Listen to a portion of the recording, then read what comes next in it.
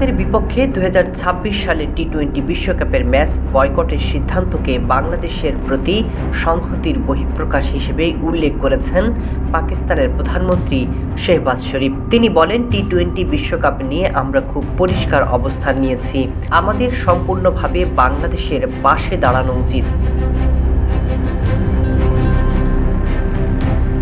বুধবার মন্ত্রিসভার সদস্যদের সাথে বৈঠকে শেহবাজ শরীফ বলেন, টি-20 বিশ্বকাপ নিয়ে আমরা খুব পরিষ্কার অবস্থান নিয়েছি। আমরা ভারতের বিপক্ষে ম্যাচ খেলব না।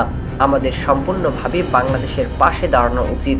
আমি মনে করি এটি একেবারেই যথাযথ সিদ্ধান্ত।